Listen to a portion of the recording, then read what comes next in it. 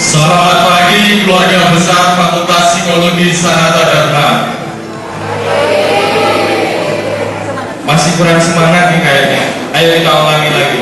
Selamat pagi keluarga besar Fakultas Psikologi Sanata Dharma. Oke, baik.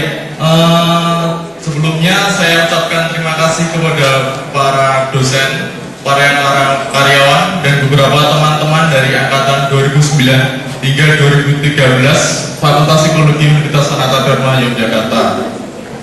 Iya, nah seperti biasa teman-teman, teman-teman dan para dosen, sebelum kita memulai acara pemilihan bakal calon dekan Fakultas Psikologi Universitas Sanata Dharma periode 2014 dan 2018, karena kita semua masih beragama, mungkin ada baiknya kita memulai kegiatan pada siang hari ini dengan berdoa. Untuk itu saya undang kepada Suster Dewi untuk bisa memimpin doa pada siang hari ini. Suster Dewi. Terima kasih. Mari teman-teman, sebelum kita mulai sebuah proses membagikan diri dari para balon, kita berdoa. Saya akan memimpin dengan cara Katolik. Silakan mengikuti dengan cara masing-masing. Demi nama Bapa dan Putra dan Roh Kudus. Tuhan, kami bersyukur kepadamu untuk segala kemurahan dan cinta-Mu yang kami terima sampai dengan hari ini. Kami bersyukur bahwa kami boleh berkumpul di sini sebagai anggota keluarga Fakultas Psikologi Sanata Dharma. Pada hari ini kami ingin mendengarkan sharing harapan dan mimpi dari beberapa bakal calon dekan Fakultas Psikologi. Kiranya kami boleh hadir di sini dengan penuh harapan akan kehadiran-Mu yang mencerahkan kami, dengan harapan akan kesadaran tantangan kami masing-masing sebagai mahasiswa, sebagai dosen dan karyawan. Tantangan untuk hidup lebih baik, tantangan untuk meningkatkan diri, juga tantangan bagi para calon dekan yang akan memimpin Fakultas Psikologi. Tuhan, kami mengenali juga bahwa menjadi pimpinan bukan hanya sekedar tantangan, tetapi juga suatu panggilan. Biarlah Engkau membantu kami semua mengenali panggilan itu yang ada dalam masing-masing pribadi. Di antara kami, tapi terutama di antara para calon dekan ini. Hadirlah di sini bersama kami, bantulah kami berpikir tenang dan berpenuh harapan dan syukur kepadamu. Di dalam ketidakpantasan dan ketidakmampuan, dalam niat-niat baik kami, biarlah segala yang kami bawa, kami lakukan hari ini boleh memuliakan nama-Mu. Kemuliaan kepada Bapa dan Putra dan Roh Kudus, seperti pada permulaan, sekarang, selalu dan sepanjang segala abad. Amin. Terima kasih untuk Suster Dewi. Ngomong-ngomong nih, kira-kira acaranya hari ini apa sih? Mau ada apa? Acara hari ini itu akan ada pemaparan visi dan misi oleh para bakal calon dekan. Nah, kurang lebihnya sih sebenarnya teman-teman nanti bisa melihat dan juga menilai kira-kira dari para bakal calon dekan yang mungkin yang sesuai, yang punya jiwa kepemimpinan, yang memiliki visioner, memiliki visi ke depan yang baik. Mungkin teman-teman nanti bisa menilai dari pemaparan visi dan misinya masing-masing. Karena kurang lebih selama 4 tahun, dari mulai tahun 2014 sampai 2018 nanti para bakal calon dekan tersebut yang akan terpilih nanti yang akan memimpin Fakultas Psikologi Sanata Dharma kita yang sama-sama kita sayangi. Mungkin kurang lebih begitu kan? Iya, buat gambaran buat teman-teman saja, ini kita ada 4 bakal calon dekan. Yang pertama bisa dilihat di poster depan ini, ada Bapak Wahyudi, yang kedua ada Bapak Pratik, yang ketiga ada Ibu Susani, dan yang keempat adalah Bapak Priyo Widianto. Oke deh. Sebelum kita lanjut ke acara selanjutnya, mungkin ada baiknya kita untuk sama-sama menyanyikan himne Sanata Dharma. Sama-sama, karena itu alma mater kita, tempat kita sekolah, tempat kita belajar, tempat kita mengambil ilmu.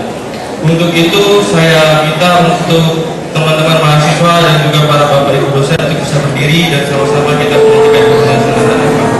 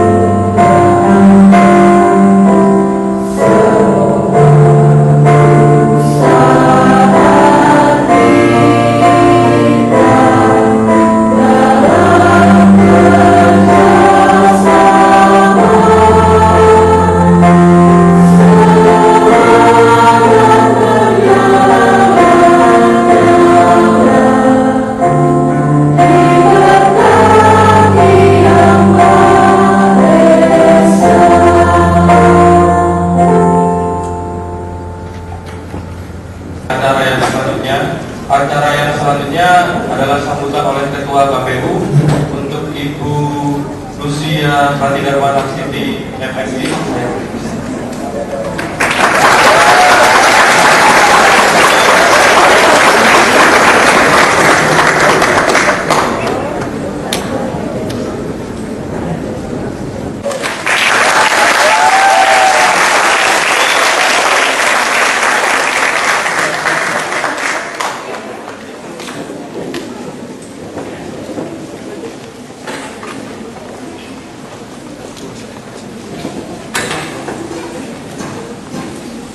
Salam sejahtera untuk kita semua. Pertama-tama kita semua bersyukur kepada Tuhan Yang Maha Esa dan terhadap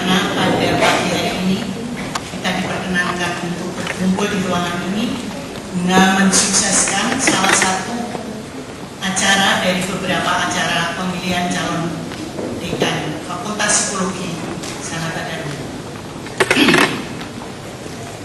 Kedua, kami panitia mengucapkan banyak terima kasih atas kehadiran Bapak, Ibu, dosen, saudara-saudara karyawan, dan seluruh mahasiswa yang hadir pada kesempatan ini, walaupun mungkin masih harus dengan sedikit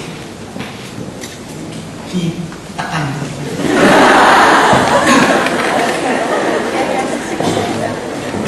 Dan terutama kami sangat berterima kasih kepada Bapak Ibu para calon dekan, calon dekan yang akan kami usulkan, yang telah bersedia hadir guna mempresentasikan visi, misi, dan program kerja bila Bapak Ibu tersebut terpilih sebagai dekan pada hari ini. Perlu hadirin ketahui bahwa bakal calon yang sudah hadir atau yang tidak mempresentasikan visi, misi, dan program kerjanya pada hari ini tidak akan hilang hak dipilihnya. Ini mahasiswa perlu tahu.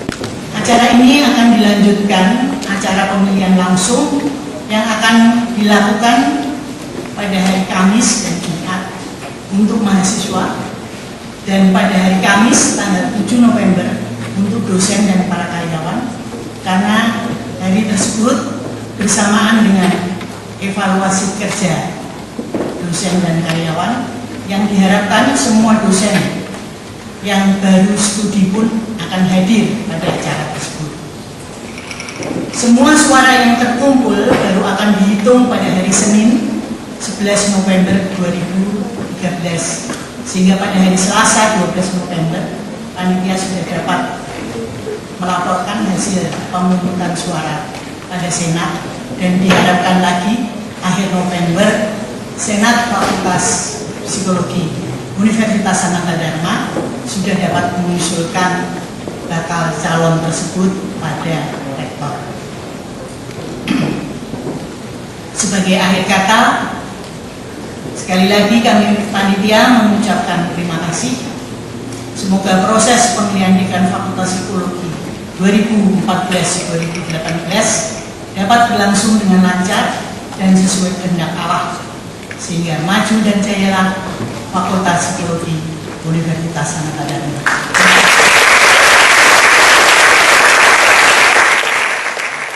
Nah, selanjutnya untuk mempersingkat waktu, mungkin kita langsung masuk ke bagian yang kita tunggu-tunggu bersama-sama, inti acaranya, yaitu pemaparan visi dan misi oleh masing-masing bakal calon dekan. Tadi sudah diundi, untuk kesempatan yang pertama saya berikan kepada Pak Priyo, mungkin untuk bisa memberikan pemaparan visi dan misinya. Waktu dan tempat bisa saya berikan. Silakan Pak Priyo, bebas kalau pengen berekspresi mungkin. Saya berikan aplaus kepada Pak Priyo.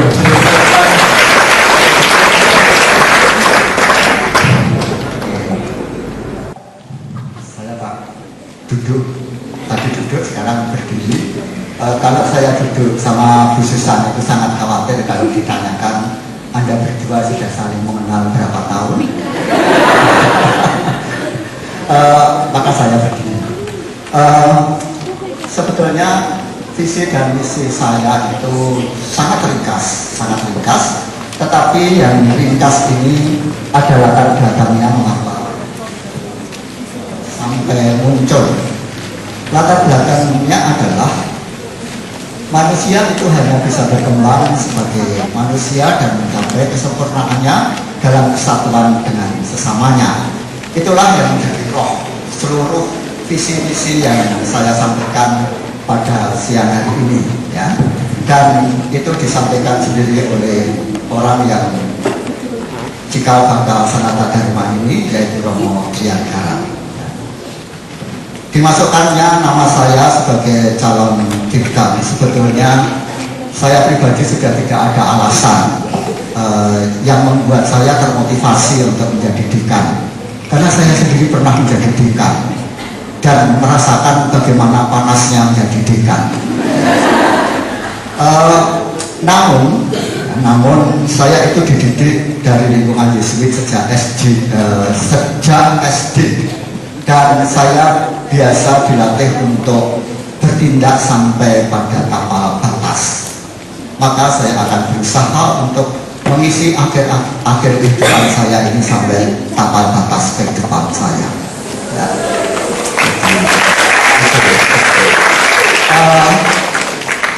Lalu begini, sebetulnya itu juga belum memudahkan saya untuk maju siang hari ini berdiri di sini. Ada seorang teman yang mengatakan pada saya, Bapak itu masih kurang banyak amalnya. Kan Bapak akan pindah tempat toh, maka amalnya harus diperbanyak. Ya. Maka saya berdiri di sini pun salah satu alasannya saya akan memperbanyak amal pada Sanata Dharma, khususnya Fakultas Psikologi. Mengapa itu saya lakukan? Karena Sanata Dharma Psikologi ini sudah sungguh-sungguh menumbuh kembangkan diri saya sampai saya bisa berdiri di hadapan kalian.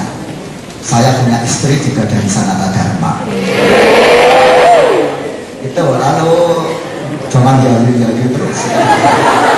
Lalu latar belakang politik pendidikan. Secara global bangsa kita ini sudah direkayasa menjadi bangsa yang konsumtif, dan ini harus kita balik. Maka kita harus memproduksi pengetahuan, memproduksi seni, memproduksi teknologi, dan proses pembalikan ini harus dilakukan melalui pendidikan. Dan Fakultas Psikologi adalah lembaga pendidikan yang berisi anak-anak muda yang siap membalik peristiwa dari konsumsi menjadi produksi. Tetapi tentu saja produksi di sini bukan produksi seperti pabrik, tetapi bagaimana kita mengembangkan roh profesionalitas di fakultas kita sehingga kita mampu menjadi sebuah masyarakat yang berpengetahuan. Maka seluruh visi-visi saya nanti akan diwarnai oleh roh profesionalitas.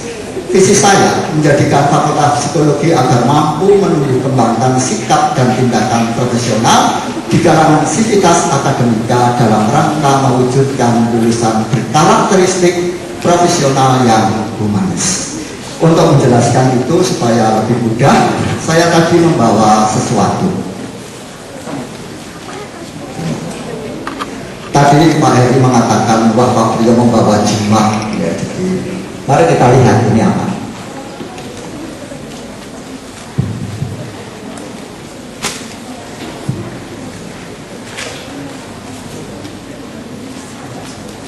Kalian tahu ini apa? Apa? Apa ini? Ini minuman, tapi apa? Nah, siapa kira-kira di ruangan ini yang boleh dipercaya kejujurannya bahwa ini memang sesuatu? Kayaknya jujur kalian bisa dipercaya ya, Mas.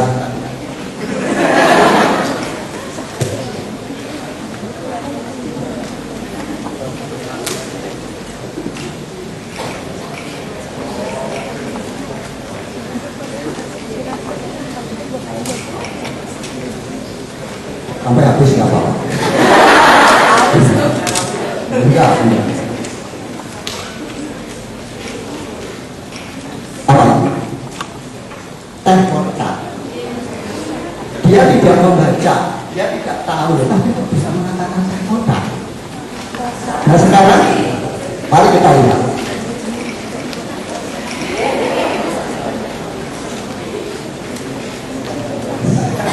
Ini apa? Dia tidak merasakan, tapi melihat, dan dia mengatakan tak. Kira-kira benar nggak ini teh kotak? Kalian percaya ini teh kotak?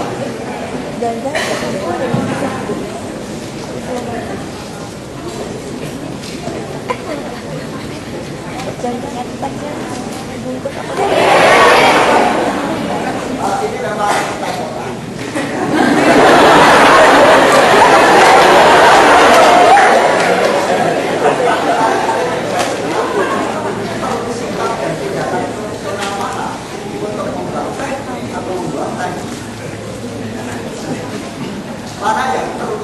performa indikator ini atau ini? Ini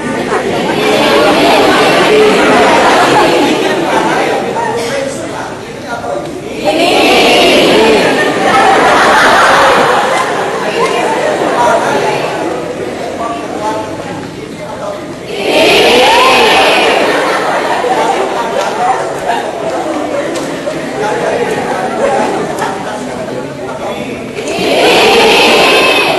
Kalau kalian ingin berkualitas seperti ini, dosen biasanya kualitas ini atau kualitas ini? Kualitas ini atau ini?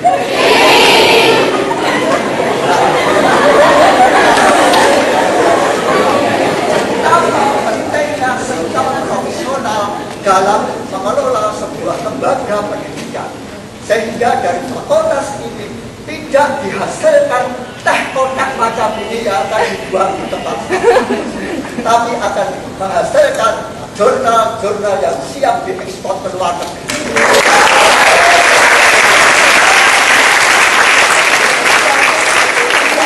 Fakultas Psikologi yang pertama kali masuk menjadi karyawan, gajinya langsung 8 juta.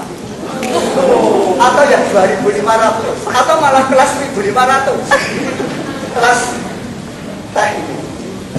Saya yakin kalian tidak akan menghadapi itu. Dan kalau saya menjadi dekan, saya akan mengelola semuanya bersama teman-teman dosen yang berkualitas untuk menghasilkan lulusan-lulusan yang profesional. Dan itu hanya bisa dilakukan kalau dosennya profesional, karyawannya profesional, fasilitasnya juga mendukung, sehingga dihasilkan teh kotak dengan standar yang jelas. Tidak seperti membuat teh kotak standar panasnya saja nggak jelas. Jadi ini kalau untuk Agung kan tolong ukurnya nggak jelas. Tapi kalau ini jelas. Dan rasanya juga jelas teh kotak. Terima kasih itu Pak.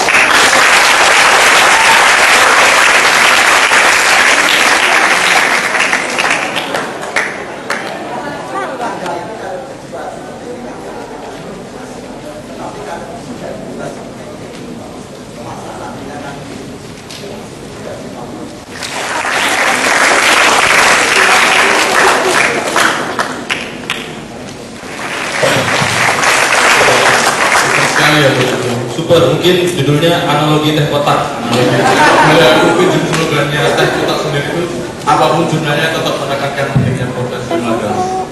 Begitu. Oke, selanjutnya mungkin kita langsung lanjut ke bakal calon dekan yang kedua. Kepada Ibu Cikso Susana, mungkin saya persilahkan waktu dan tempatnya bisa. Tepuk tangan bersama dong.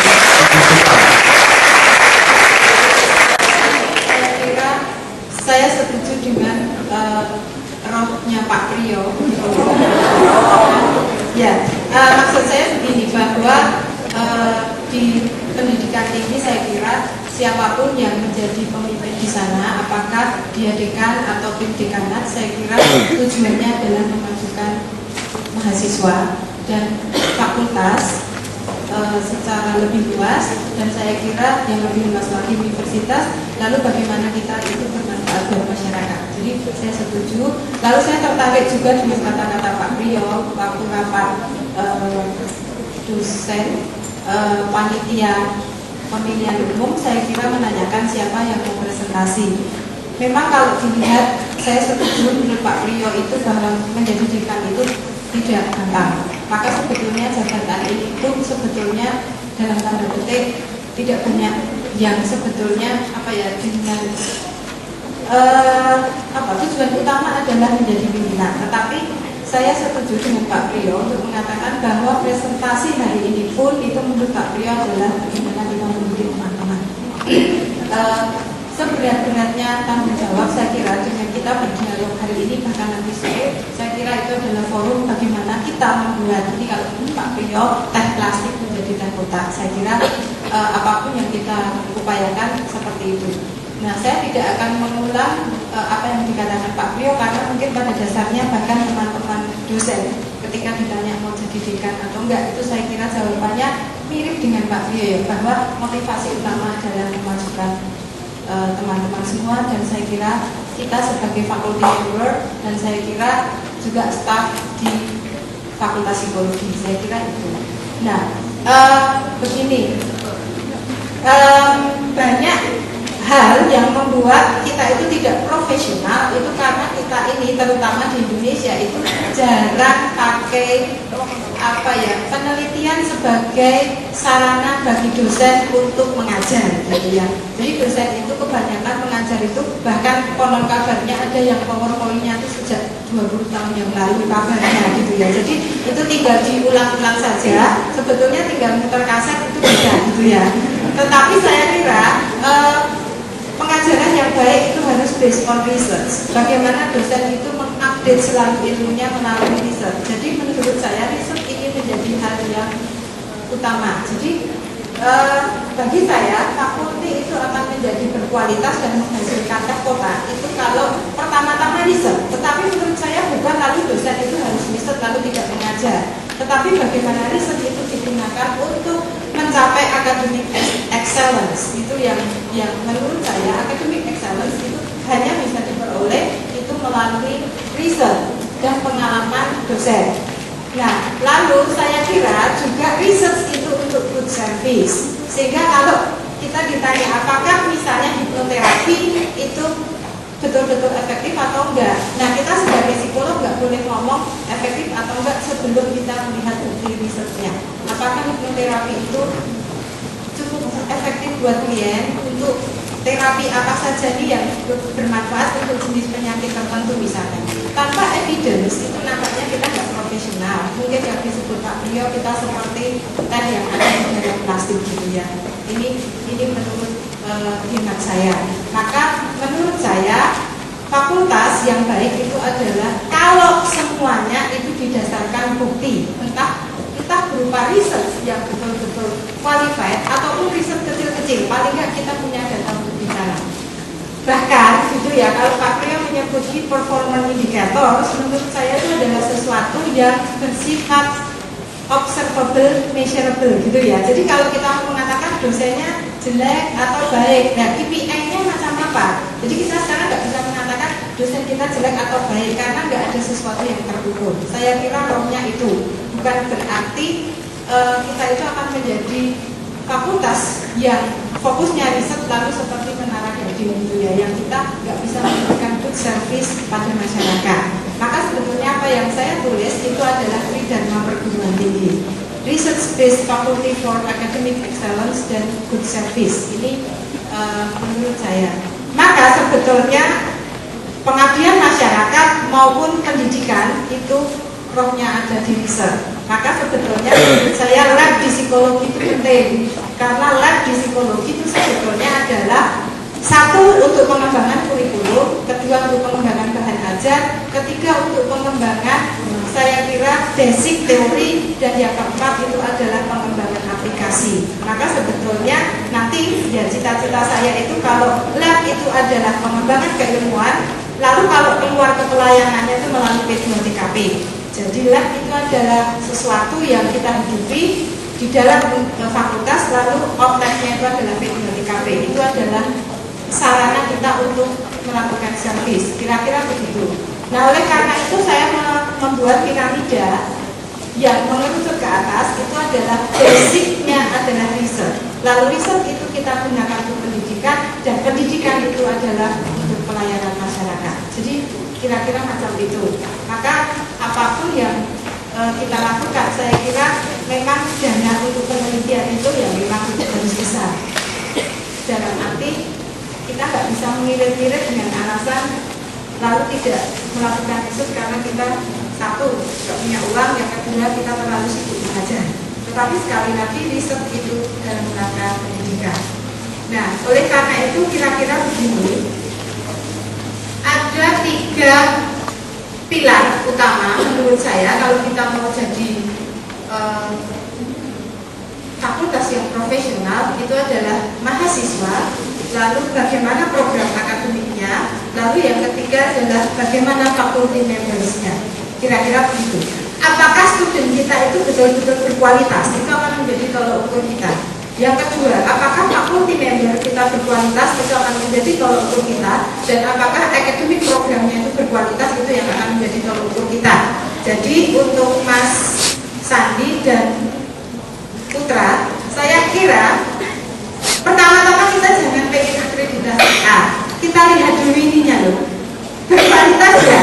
Akreditasi A itu adalah efek kalau ini berkualitas, maksud saya. Jadi kalau kita hanya akan mengejar akreditasi yang A, kita mungkin lupa bahwa bulatan-bulatan di dalam itu tidak berkualitas. Karena sebetulnya kita bisa menyulap data itu melalui laporan akreditasi. Tetapi kok bagi saya bukan itu ya yang paling penting, tetapi bagaimana kita betul-betul berkualitas. Maka ketiga hal itu tujuannya adalah memberikan academic experience pada student yang bagus gitu. Ya, kalau tiga itu berkualitas maka ada pengalaman menyenangkan, lalu akan menciptakan atmosfer yang kondusif bagi faculty member itu untuk selalu berkembang. Lalu ini juga akan menyediakan good service for community. Kira-kira bayangan saya semacam itu, itulah fakultas gitu ya. Nah, bagi mahasiswa tentu apa yang bisa dilakukan untuk mahasiswa pengajaran yang baik itu tentu, maka saya merasa dosen ini menjadi pilar untuk bisa mengajar mahasiswa secara baik. Yang kedua adalah mahasiswa itu banyak yang dilibatkan di research, maka mahasiswa akan bisa menjadi teh kota bukan teh plastik gitu ya. Jadi nggak bingung gitu loh, seminar itu topiknya apa, lalu setelah UTS itu separuh hilang karena nggak bisa mengerjakan UTS-nya gitu ya, lalu nggak masuk lagi. Ini kan kecemasan yang menurut saya karena kita memang tidak terlibat di research. Nah, kalau sejak awal mahasiswa terlibat di research itu seminar bukanlah kendala besar, tetapi ini PR bersama. Saya kira untuk lakukan ini tidak mudah.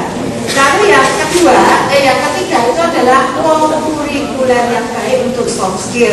Jadi saya mendukung kegiatan mahasiswa itu yang mendukung soft skill, bukan hanya untuk 10 poin, gampang banget cari 10 poin ya, tetapi bukan itu, tetapi bagaimana BEM itu betul-betul berfungsi bagi mahasiswa, lalu itu memberikan soft skill yang baik buat mahasiswa. Jadi sebetulnya integrasi antara kurikuler dengan kurikulum itu menjadi penting. Itu bayangan saya seperti itu. Nah, bagaimana untuk dosen? Bayangan saya dosen itu adalah ongoing education, ikut workshop, ikut training, dosen itu studi gitu ya. Ini bayangan saya seperti itu.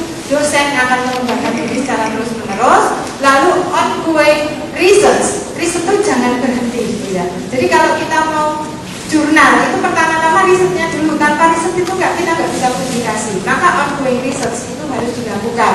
Lalu yang berikutnya adalah laboratorium psikologi, entah yang sosial, entah yang berupa biologi, biopsikologi, ataupun laboratorium eksperimen atau apapun, itu harus dihidupkan, yang itu nanti juga berfungsi sebagai networking. Maka yang biru itu sebetulnya fungsinya adalah bagaimana mendukung pengajaran, riset, dan servis itu melalui laboratorium psikologi yang outletnya adalah P2TKP.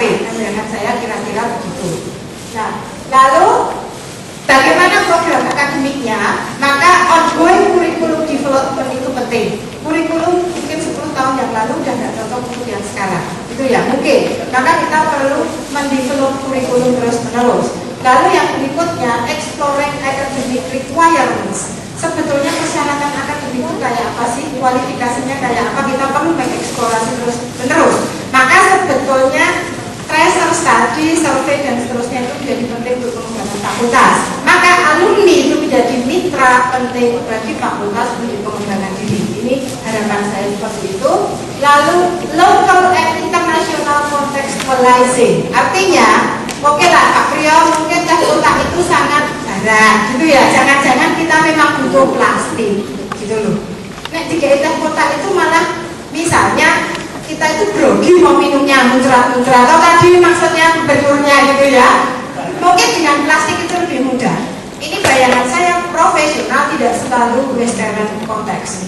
Profesional itu kita perlu lihat local wisdom. Bayangan saya begitu. Jangan-jangan memang orang kita itu belum saatnya untuk menuju ke sana. Maka profesional yang bisa kita kerjakan itu yang sesuai dengan lokal, tetapi kita lihat globalnya gitu ya. Ini peribahasa yang umum adalah apa? think globally, act locally gitu ya. Jadi kita harus kawasannya luas, tetapi action kita itu harus lihat konteks lokal. Gitu. Nah, oleh karena itu saya berharap nanti psikologi punya kurikulum yang simple gitu, nggak sangat rumit sehingga membuat kamu itu termehet-mehet gitu ya. Lalu meskipun simple, tetapi kita punya base standar kurikulum. Itu bayangan saya. Lalu kurikulum yang kontekstual dengan zaman dan kondisi kita, bayangan saya begitu. Maka kira-kira kalau saya jadi dekan, rencana 4 tahun ke depan itu adalah saya akan melihat dulu rencana induk pengembangan fakultas itu macam apa.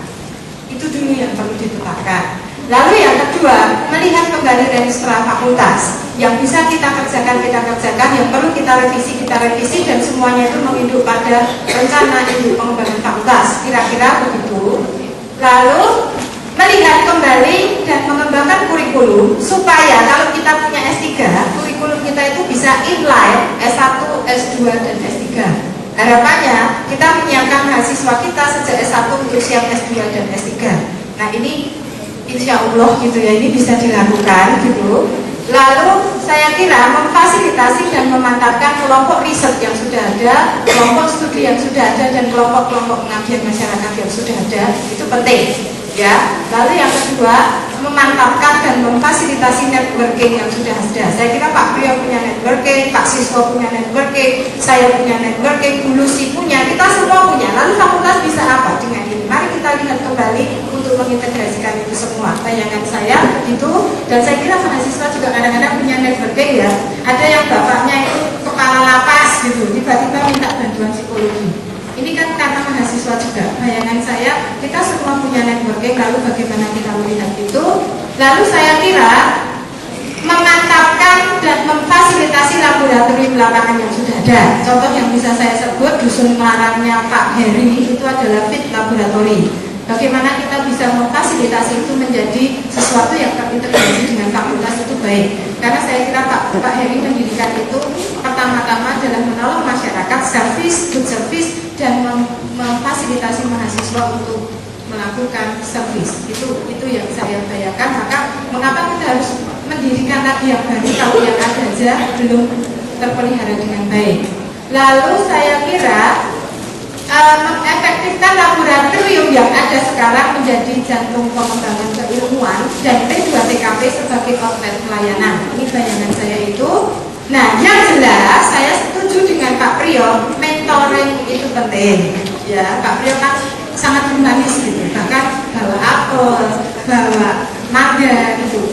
Saya rasa Pak Priyo itu kalau jadi bapak itu adalah mentor yang baik gitu ya. Nah, harapan saya adalah fakultas psikologi itu suasananya adalah semacam itu. Bagaimana dosen mementor mahasiswa, bagaimana mahasiswa senior mementor yang junior, bagaimana dosen senior mementor dosen yang junior. Ini bayangan saya, proses mentoring ini akan terjadi secara terus-menerus. Maka garis bawah dari saya adalah untuk mencapai itu semua, saya ingin dicapai dengan menciptakan community terapeutik. Ini yang selalu saya bicarakan di kelas. Not neurotic community, paham ya? Nah, neurotic community itu orang sehat masuk komunitas kita jadi gangguan jiwa, gitu ya. Tapi kalau therapeutic community, orang masuk ke lingkungan kita dulunya sakit jadi lebih sehat. Saya kira itu akhir kata dari saya. Terima kasih. Silakan.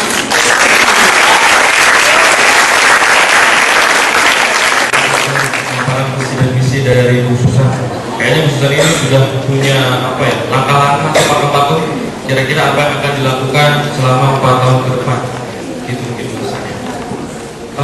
Ya mungkin sedikit bercerita. Beberapa pengalaman saya itu kalau banyak biasa sampai saat ini Fakultas Psikologi kita Sanata Dharma itu masih digandrungi atau masih menjadi favorit dari teman-teman pelajar lain, teman-teman yang masih SMA untuk memilih perguruan tingginya. Itu nah, diharapkan nanti semoga untuk 4 tahun ke depan Fakultas Psikologi juga tetap menjadi favorit, tetap menjadi pilihan satu buat teman-teman yang nanti akan melanjutkan studinya ke tingkat yang lebih tinggi. Apalagi nanti kalau misalnya pasca sarjana dan program S3-nya sudah lahir gitu ya, sudah berkembang, mungkin akan membuat fakultas kita semakin kuat, semakin mantap, semakin jaya lagi. Selanjutnya mungkin kita langsung masuk saja ke rangkaian acara selanjutnya, sesi pertanyaan. Untuk sesi pertanyaan yang pertama, kita buka termin 1, 3 penanya. Mungkin dalam sesi pertanyaan ini teman-teman boleh menanyakan berbagai hal mengenai Fakultas Psikologi Sunata Dharma. Tidak hanya bertanya, seandainya teman-teman juga ingin memberikan saran atau ingin memberikan kritik yang membangun untuk bakal calon dekan kedepannya, saya persilakan. Nanti mungkin bisa menyebutkan nama dan ingin bertanya kepada siapa. Oke, 3 penanya.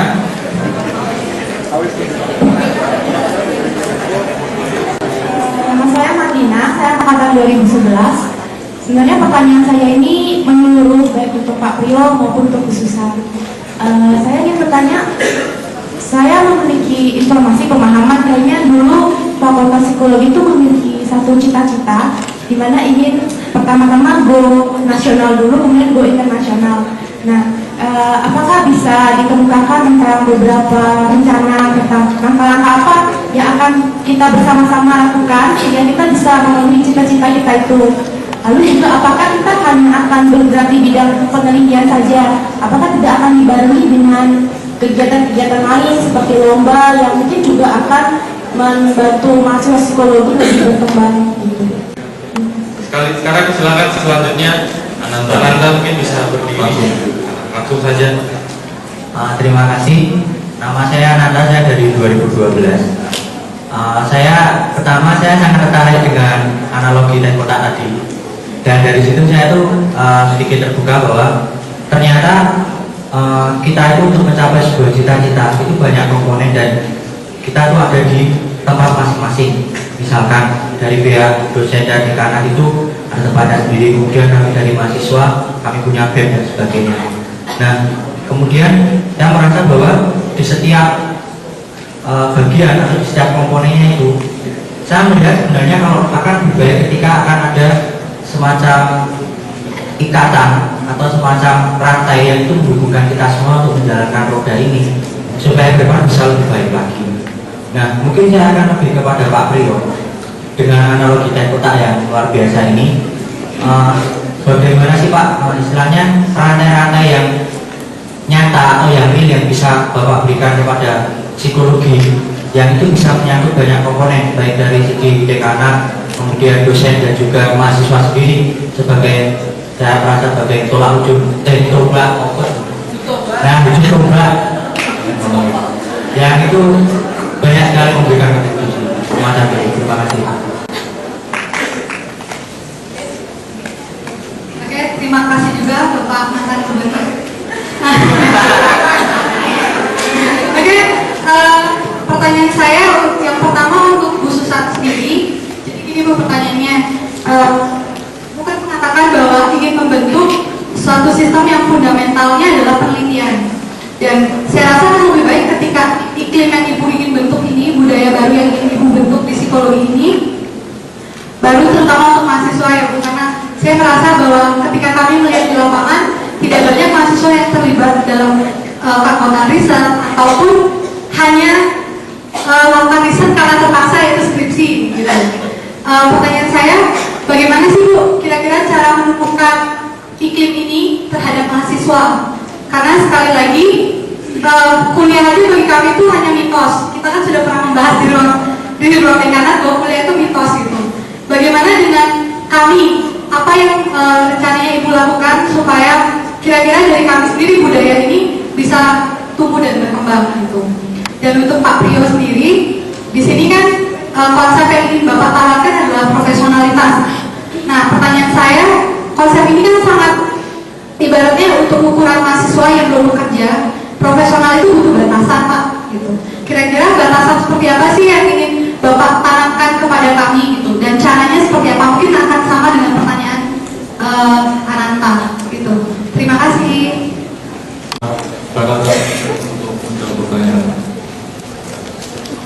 Teman-teman mahasiswa, saya ingin sedikit menjawab untuk Marlina. Sebetulnya diam-diam fakultas kita ini sudah mengorbit pada tingkat nasional. internasional ya. Kalau kita lihat penelitian-penelitian mahasiswa ya, lalu itu kan sudah menjadi pemenang tingkat nasional, mau tidak mau itu juga sudah ikut mengorbitkan fakultas kita ini pada tingkat nasional. Lalu mungkin kalian juga perlu kadang-kadang berselancar di web. Teman-teman dosen di Fakultas Psikologi ini ada beberapa yang sudah menulis pada jurnal-jurnal internasional. Sehingga seperti yang tadi saya katakan, kita harus menjadi masyarakat pengetahuan. Masyarakat pengetahuan itu bukan pabrik, ya, bukan pabrik pengetahuan, tetapi masyarakat yang berpengetahuan, dan itu terus-menerus harus dikembangkan. Dan kita dalam proses pengembangan itu batasnya dan sampai di mana tidak ada batasnya, batasnya tidak terhingga. Itu yang pertama. Lalu tentang model analogi kota, sebetulnya kalau kalian hadir di sini, kalian sedang melihat bagaimana gaya berpikir laki-laki dan gaya berpikir perempuan. Ya, kebetulan saya laki-laki dan perempuan, dan kalian bisa melihat bagaimana perbedaan gaya berpikirnya.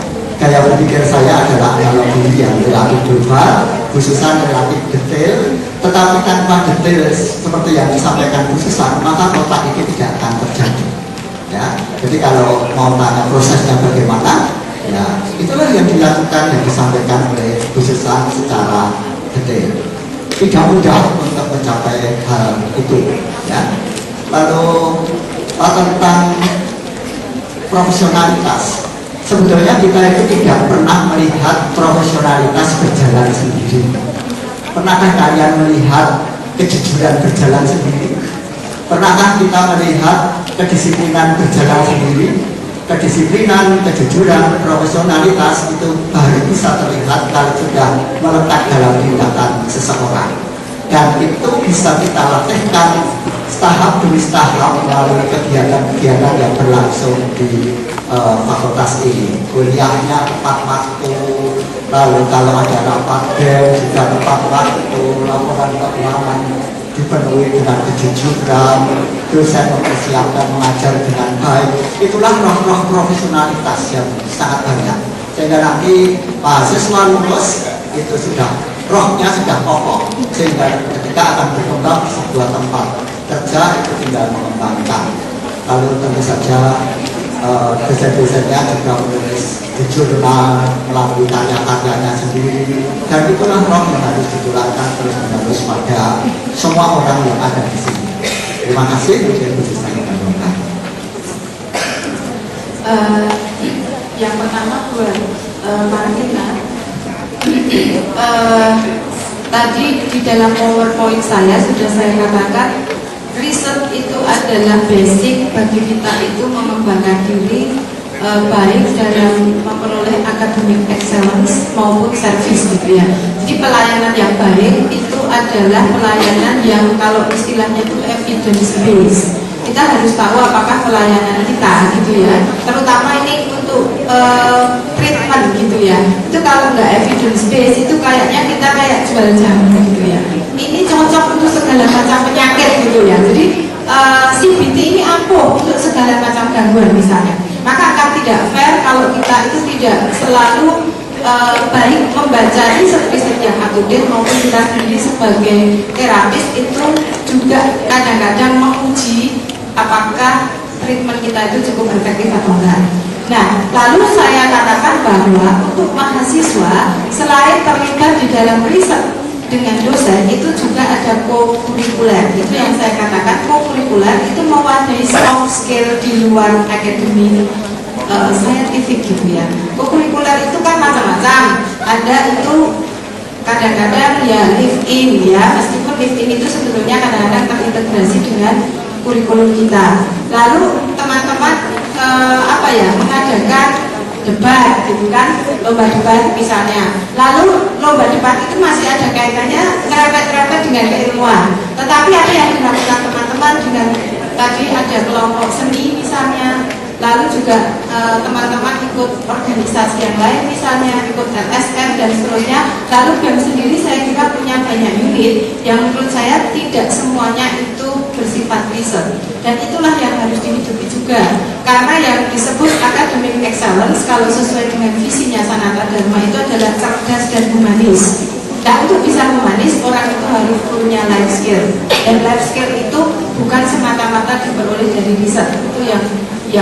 sebetulnya. Maka BEM itu kalau punya kegiatan dan terintegrasi dengan kegiatan fakultas itu akan menjadi lebih baik, karena tidak sekedar mengumpulkan poin, tetapi bagaimana bisa memberikan mahasiswa bekal untuk soft skill. Itu yang tentang riset. Nah, lalu kalau tentang go nasional dan go internasional, saya kira untuk go internasional itu nggak gampang. Kita butuh kerjasama dengan university lain kalau mau kerjasama riset itu butuh kerjasama dengan university lain yang betul-betul tahu dan percaya kita punya kompetensi tertentu. Nah, kalau kita sendiri tidak pernah menunjukkan kompetensi itu, nggak ada universitas lain yang mau bekerja sama dengan kita, kecuali itu rekanannya Yesuit gitu ya. Misalnya Holy Cross University itu kan masih sesama Yesuit. Itu pun kalau kita nggak kredibel, lama-lama ditinggal juga gitu ya. Mereka telah. Maka kalau saya ditanya bagaimana caranya, mulailah dari faculty member, yaitu dosen. Bagaimana dosen itu tekun di dalam pekerjaannya, ongoing research, ongoing education, punya networking, dan tentu fakultas itu akan juga mensupport untuk hal-hal macam ini. Jadi kalau bottom up itu dari dosennya, kalau top down itu adalah fakultas yang mencoba bekerja sama dengan dunia internasional. Hanya persoalannya kalau fakultas bergerak tetapi fakulti membernya tidak berkualitas, itu nggak jalan. Jadi dua-duanya harus jalan. Nah, untuk melibatkan mahasiswa ke internasional, saya kira sudah diawali ya dengan saya datang ke sini. Lalu ada 2 mahasiswa yang ikut seminar internasional juga. Lalu beberapa bimbingannya siapa, Pak siswa atau siapa yang lalu kemarin ikut seminar internasional meskipun di Indonesia, tetapi itu kalibernya internasional ya. Dengan Anda ikut seminar internasional, Anda itu akan berkenalan dengan para ahli di luar Sanata Dharma dan itu internasional. Anda bisa bekerja sama dengan mereka. Ini termasuk dosennya juga maksud saya. Jadi seperti itu, maka itu bisa dilakukan kalau kita itu melakukan sesuatu dengan sungguh-sungguh, baik di dalam servis maupun di dalam riset dan pendidikan. Saya kira itu yang bisa dilakukan. Dan saya kira Sanata Dharma atau Fakultas Psikologi sudah banyak mulai, misalnya ke SIBK itu kerjasamanya internasional dengan Kentalis Internasional di Belanda. Saya kira Bu Christine sudah mulai merintis Kyoto University, saya kira itu. Lalu Pak Edi, Pak Pratek, lalu dilanjutkan Bu Christine itu dengan Holy Cross dan Pak Siswo, saya kira sekarang Bu Devi melanjutkan itu gitu ya. Lalu mungkin saya sendiri sedang merintis bekerja sama dengan AASP dan jurnal internasional, dan mereka sedang menawarkan kita mau nggak kerjasama riset tapi produktif papernya. Nah, ini belum saya jawab karena soal closing isogara itu saya harus ngomongin dulu dengan fakultas member. Kira-kira begitu. Jadi step by step kita nggak bisa, karena itu nggak bisa dipaksakan, karena kredibilitas itu menjadi penting bagi kerjasama internasional. Kira-kira macam itu. Tetapi bagi saya nggak usah muluk-muluk internasional gitu. Perbaiki dulu kualitas kita. Loh, kalau itu nggak apa-apa asal berkualitas. Bagi saya itu internasional itu kayak menara gading. Lokal aja nggak bisa mau internasional, nanti stres. Nanti mahasiswa pada stroke katanya, masih muda ini sekarang dosennya juga stroke muda itu ya. Maka menurut saya mulailah dengan sungguh-sungguh, baru kita berusaha internasional. Sebisa mungkin kita internasional, tetapi yang penting adalah kualitas. Itu yang saya bayangkan. Lalu kalau Dita tadi saya kira budaya riset itu kayaknya sudah dimulai oleh dosen. Misalnya kelas-kelasnya statistiknya, psikometrinya Pak Agung itu misalnya review jurnal, tapi ketoke loh dengan diminta review malah lalu pada perubahan KRS, ya toh? Ya enggak? Yang dulunya ambil Pak Agung terus tidak gitu ya, tiba-tiba kelasnya Pak Agung jadi lebih sedikit karena di kelas lain nggak usah baca jurnal, asal datang dapat B minimal gitu ya. Maka kelasnya Pak Agung menjadi tidak diminati karena harus membaca jurnal. Nah, membaca jurnal itu adalah dalam rangka saya betul-betul mereview apapun yang akan saya pelajari, dan itu adalah langkah awal Anda riset. Riset itu mungkin saya nggak cari data tapi membaca gitu.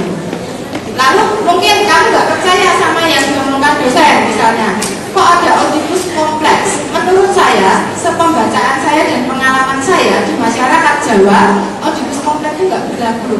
Oke, ini awal mula Anda riset. Maksud saya mulailah dari itu, jangan menurut dosennya. Kadang-kadang dosen itu ya bukan dewa yang tahu semuanya, tetapi mulai dari situ. Dan saya kira beberapa dosen sudah mulai punya kelompok-kelompok studi dengan membaca, bukan lalu riset, membaca, mencermati, itu adalah langkah awal riset. Mengapa saya katakan bisa dimulai dari hal-hal kecil macam ini? Karena amat sulit dengan mengajar lebih dari 12 SKS, setiap kelasnya itu 40-50 mahasiswa, biar yang mengajari riset. Mau koreksi aja nggak sempat gitu ya. Paham maksud saya ya? Jadi kelas kita itu kelas tidak ideal. Maka menurut saya setidak-idealnya itu usaha kecil-kecil untuk melakukan riset itu penting. Contoh misalnya ada kelas observasi yang menghendaki Anda mewawancara lalu membuat kodingnya. Itulah langkah awal riset. Kualitatif dengan satu responden misalnya. Itu langkah awal riset. Lalu interview, melakukan wawancara di coding, itu adalah kualitatif riset. Menurut saya mulailah dari hal-hal kecil macam itu, dan itu bisa untuk laporan kamu ya. Saya mewawancara oma-oma misalnya. Apa tuh yang terjadi pada diri oma-oma? Kemarin itu saya lihat di websitenya USD, saya nggak tahu itu Sandi atau siapa yang memasukkan psikogerontologi gitu ya, memaknai melalui mata kuliah psikogerontologi.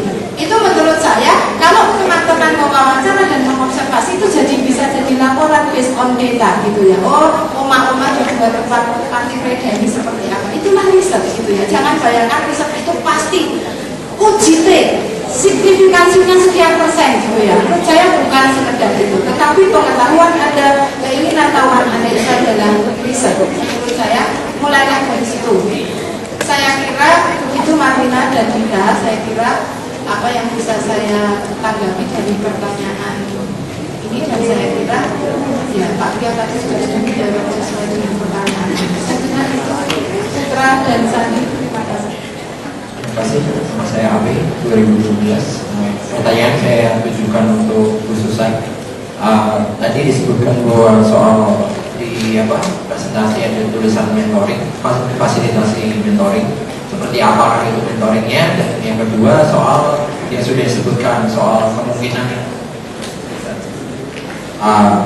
ruang seperti apakah yang mau disediakan. Misalkan kita tahu kalau itu biasanya mengkrak di perpus dan akan sulit untuk mengakses ketika itu tidak bisa dibikin keluar di fotokopi dan segala macamnya. Misalkan dalam kondisi seperti itu, kalau misalkan seorang mahasiswa misalkan melakukan riset kecil-kecilan, itu ruang seperti apa yang disediakan? Mungkin beberapa jurnal psikologi itu biasanya juga mangkrak di bookstore aja, beberapa tulisan juga mangkrak di jurnal. Yang setahu saya jurnal terbitan Sananta Dharma juga tidak dibeli selama berbulan-bulan. Jadi ruang seperti apakah yang bisa diakses mahasiswa untuk misalkan penelitian yang dilakukan oleh misalkan pusat studi individu berkebutuhan khusus yang sudah ada gitu, yang akhirnya orang ini bisa tertarik untuk membaca lebih, atau paling tidak ada satu ide yang muncul dari membaca tulisan-tulisan teman atau apa yang mungkin sedang diriset teman-teman. Kurang lebih itu. Terima kasih. Itu kalau di tingkat dosen itu ya, bagi saya adalah bagaimana dosen senior itu mementor dosen yang lebih junior dalam segala hal. Misalnya mengisi LKD saja masih bingung ya, membagi kerja dosen misalnya, ini adalah administrasi. Lalu mementor menyiapkan sebetulnya menjadi dosen baru itu seperti apa, itu nggak gampang. Metodenya silabus, gimana sih membuat silabus itu seperti apa, bahan ajar itu seperti apa, belum pernah mengajar ini, lalu apa yang diajarkan. Nah, mentoring ini bisa dalam grup, misalnya dalam pengajaran. Satu tim itu mementor dosen yang lebih muda, misalnya dalam hal pengajaran. Dalam riset itu mungkin dosen-dosen yang sudah punya track record riset itu menggandeng teman-temannya yang seminar, misalnya macam itu. Itu adalah proses mentoring. Lalu kalau dari dosen ke mahasiswa, saya kira di kelas itu juga adalah proses mentoring. Bagaimana dosen menjadi role model bagi mahasiswa itu adalah mentoring. Ya. Lalu kalau misalnya mahasiswa mau bertanya di luar kelas, mungkin dosen itu bisa menyediakan waktu, tentu dengan janjian. Mengingat kalau dosen itu tinggi sekali juga, maka salah satu cara untuk mementor adalah di kelas dan juga di luar kelas. Saya kira kalau skripsi itu mentoring yang bisa dilakukan itu adalah kalau ini sesuai dengan PA pembimbing skripsi masing-masing. Saya kira ada yang modelnya grup, ya mentoringnya di dalam kelompok. Jadi misalnya bimbingan skripsi itu dibuat per kelompok atau ada yang individual. Nah mentoring yang lain itu sebetulnya sudah dilakukan oleh beberapa dosen. Pak Heri itu misalnya di titik itu melakukan mentoring. Selain punya kelompok studi, saya kira dulu waktu mereka belum studi itu punya kelompok studi, itu adalah proses mentoring.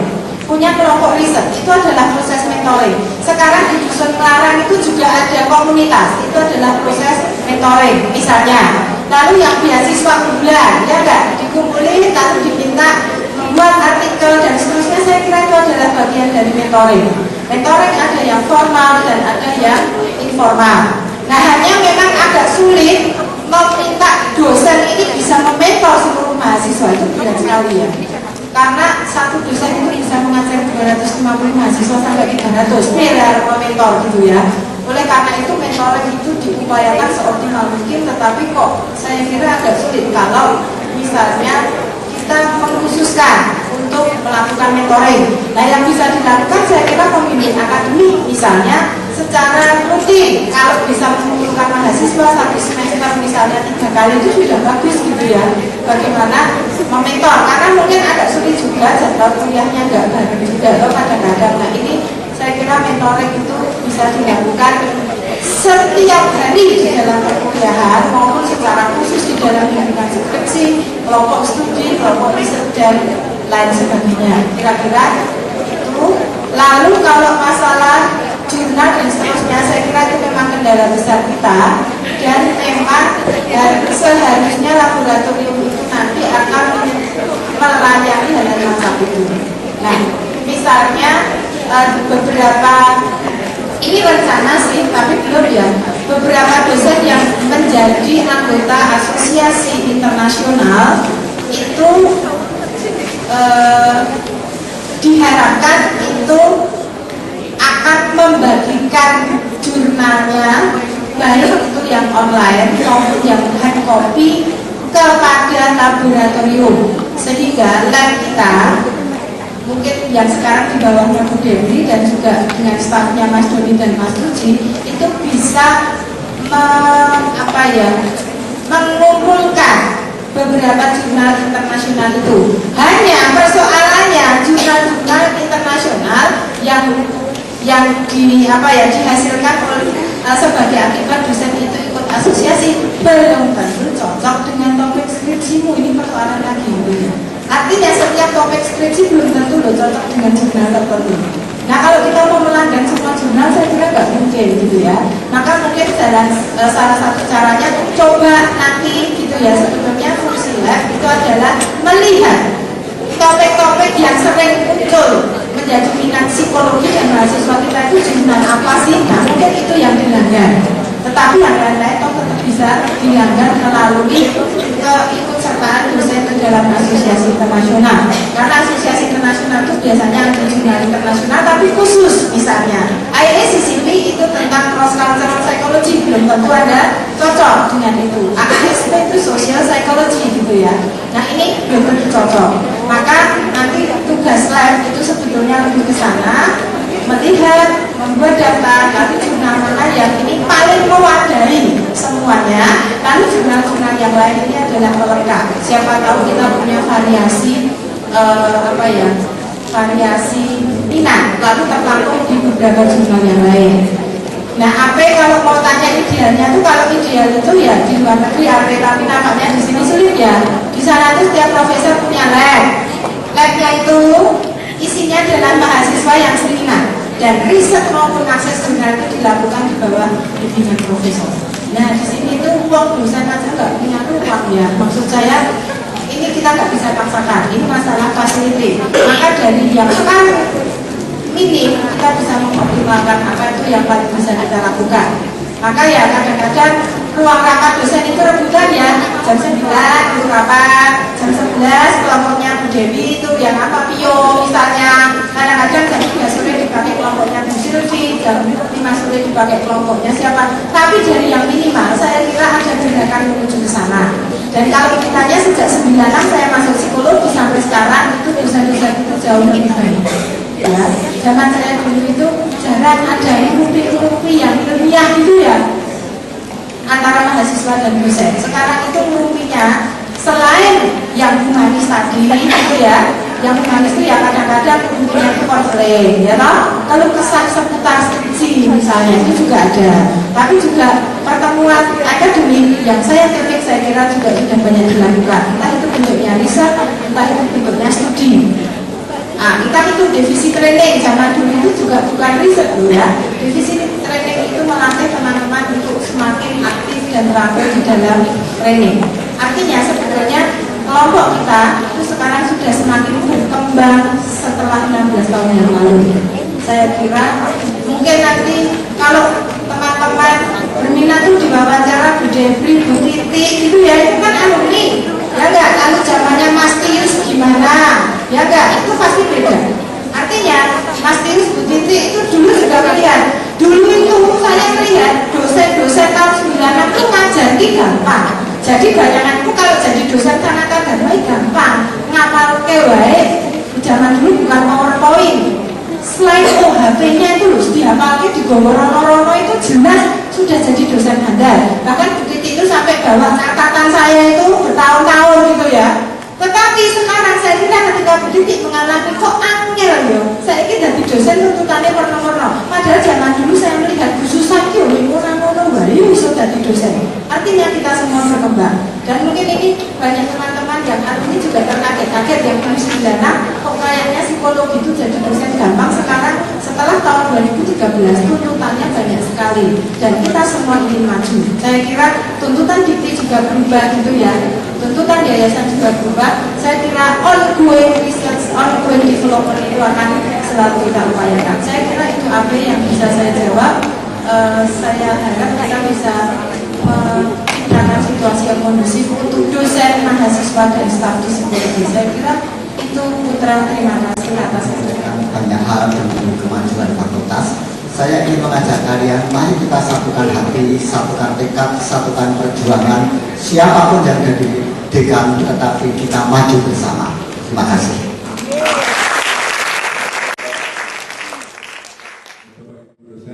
Teman-teman sekalian, sebelum kita menutup acara kita pada sore ini, pada pagi hari ini, kita doa lagi dulu. Doa saya saja sangat Katolik, yang lain bisa menyesuaikan.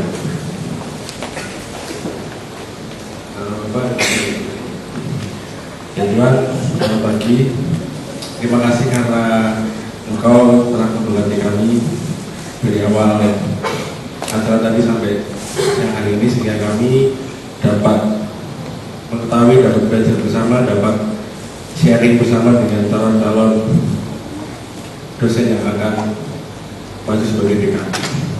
Ya Tuhan, berkatilah usaha kami, berkatilah usaha para calon dekan untuk memajukan fakultas kami tercinta, sehingga nanti kedepannya fakultas kami psikologi bisa semakin baik, semakin maju, semakin berkembang seluruh dunia.